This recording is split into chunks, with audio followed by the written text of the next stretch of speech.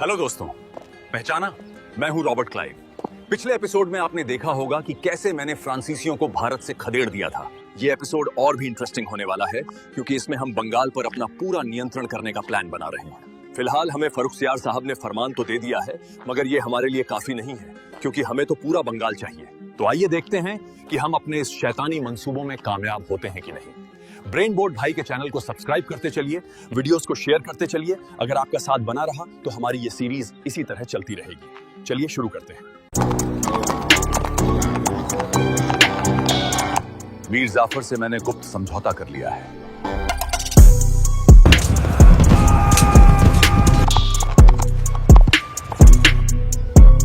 कल यानी 23 जून 1757 को प्लासी का युद्ध होने वाला है।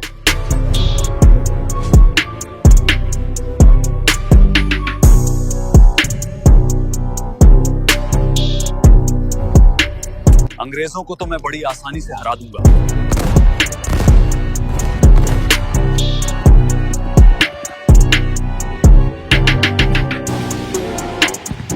तू तो गया।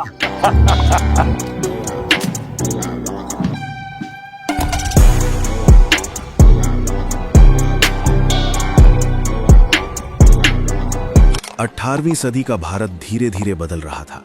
दिल्ली की गद्दी पर बैठा मुगल बादशाह अब भी शहंशाह कहलाता था, लेकिन उसकी सत्ता सिर्फ कागजों तक सिमट चुकी थी। दूर बंगाल में गंगा के किनारे एक ऐसा इलाका फल फूल रहा था जहां से पूरे हिंदुस्तान की अर्थव्यवस्था सांस लेती थी। बंगाल सिर्फ जमीन नहीं था, वो पैसा था, व्यापार था, कपड़ा था, नदियां थीं और खजाना था। यूरोप की नजर में बंगाल उस समय भारत का सबसे अमीर प्रांत था, और जहां दौलत होती है वहां साजिशें अपने आप जन्म लेती हैं। दोस्तों, मैं हूं मुर्शिद कुली खां। औरंगजेब की मृत्यु के बाद मुगल साम्राज्य की पकड़ बंगाल पर ढीली पड़ने लगी है। इसी कमजोरी का फायदा उठाकर बंगाल में मैंने नवाबी शासन मजबूत कर लिया है। मैंने बंगाल को सिर्फ नाम के लिए मुगल सूबा रहने दिया है, लेकिन असल सत्ता मैंने अपने हाथों में ले ली है। मैं राजधानी ढाका से हटाकर मुर्शिदाबाद ले गया हूँ। मैंने जमीनों को खालिसा में बदल दिया है। अब यहाँ कर वसूली नकद तथा सख्ती से होती है। दोस्तों, पेपर में अक्सर पूछा जाता है कि बंगाल का पहला नवाब कौन था या स्वतंत्र राज्य के रूप में बंगाल की स्थापना किसने की। तो अब से याद रखना, मैं हूं बंगाल का पहला नवाब, यानी मुर्शिद कुली खां। इस सख्त राजस्व व्यवस्था का सबसे बड़ा लाभ साहूकारों और बैंकरों को हुआ, जिनमें जगत सेठ का नाम सबसे प्रभावशाली था। धीरे धीरे राज्य और बैंकरों के बीच एक गहरी सांठगांठ बन गई। यहीं से कहानी में एक नई ताकत दाखिल होती है, ईस्ट इंडिया कंपनी। एक ऐसी कंपनी जो व्यापार के नाम पर भारत आई थी, लेकिन जिसका असली मकसद धीरे धीरे व्यापार से सत्ता की ओर बढ़ रहा था। 1717 में फर्रुखसियर के फरमान ने इसके इरादों को पंख दे दिए।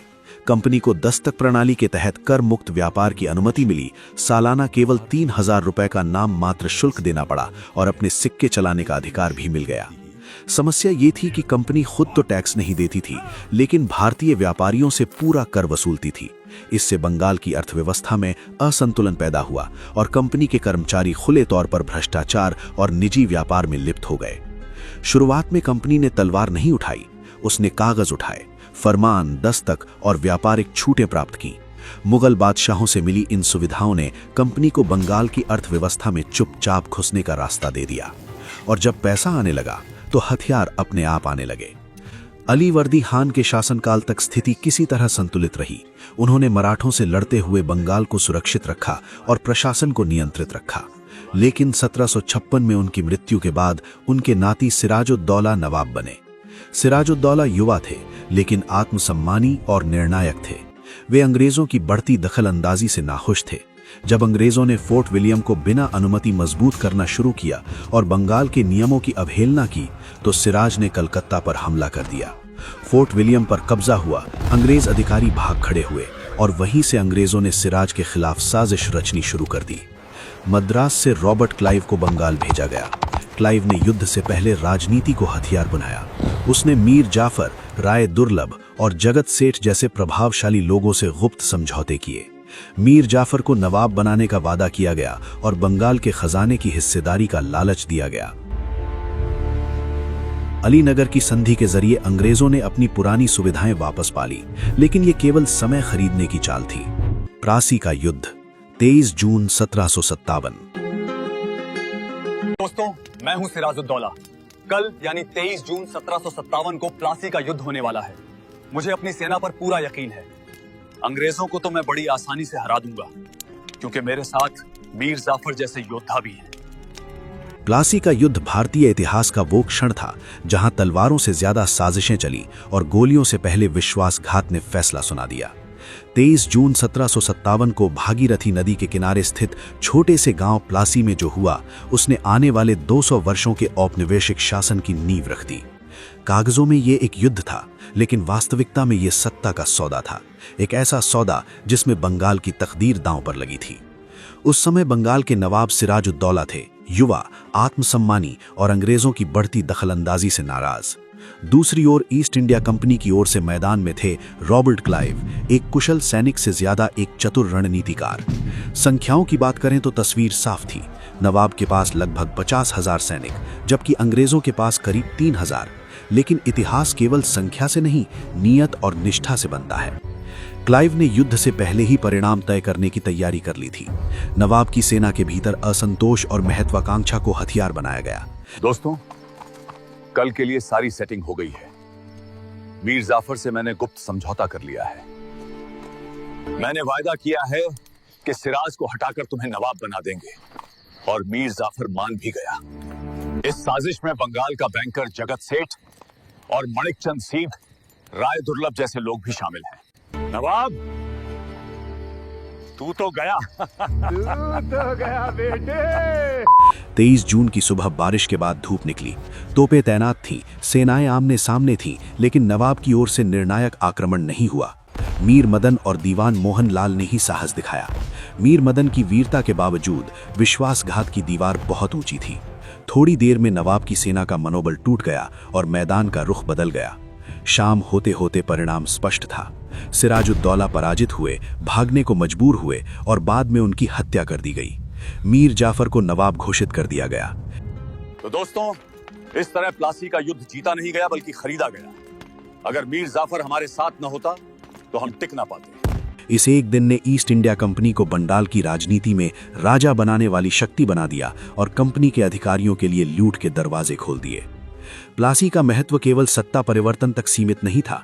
इस युद्ध के बाद कंपनी को बंगाल के संसाधनों तक अप्रत्यक्ष पहुंच मिली, जिससे उसने अपनी सेना मजबूत की, प्रशासन में दखल बढ़ाया और अगले संघर्षों, विशेषकर बक्सर के लिए आर्थिक आधार तैयार किया।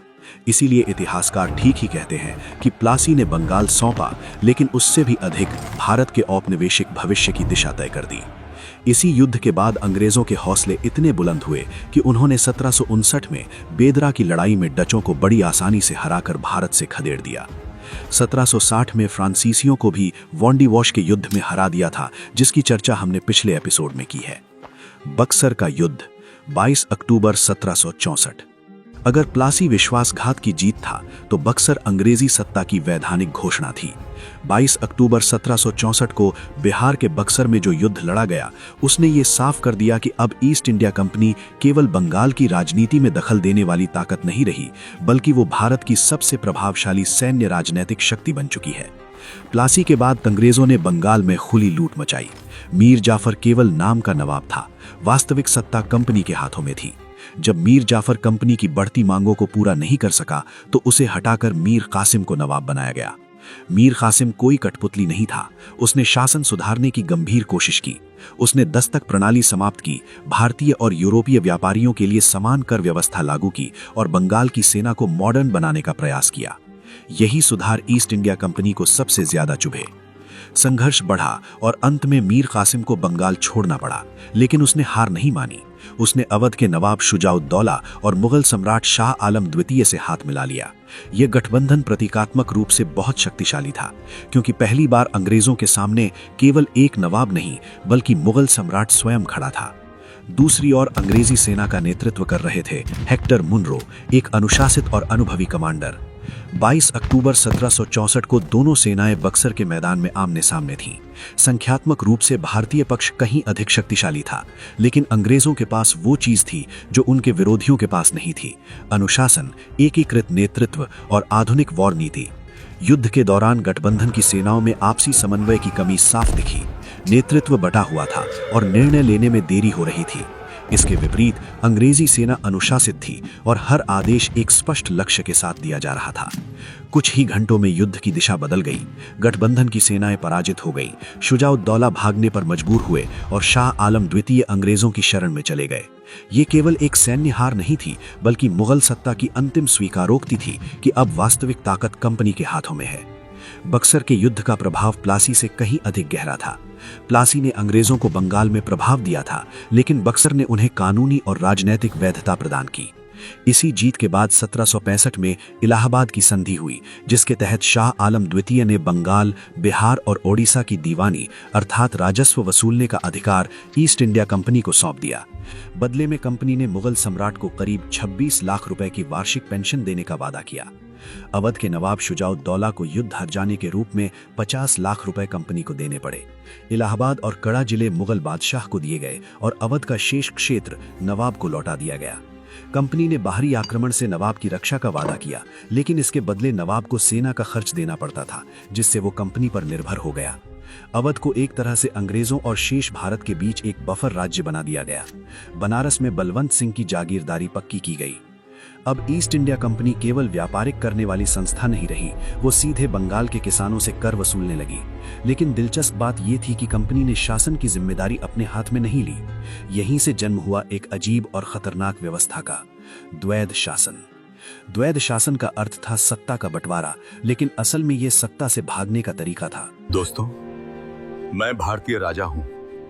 द्वैध शासन लागू होने के बाद मेरे पास कोई शक्ति बची ही नहीं है, क्योंकि राजस्व वसूलने का अधिकार कंपनी के पास है, जबकि प्रशासन, न्याय और कानून व्यवस्था की जिम्मेदारी मेरे ऊपर छोड़ दी गई है। कंपनी पैसा लेती है, लेकिन उनकी जनता के प्रति किसी प्रकार की जवाबदेही नहीं है। मैं तो फंस गया हूं। इस व्यवस्था का सबसे भयानक परिणाम बंगाल की आम जनता पर पड़ा। कंपनी के कर्मचारी अधिक से अधिक राजस्व वसूलने में लगे रहते थे। किसानों पर भारी कर लगाए गए, जमींदारों पर दबाव डाला गया और उत्पादन की परवाह किए बिना लगान वसूला गया।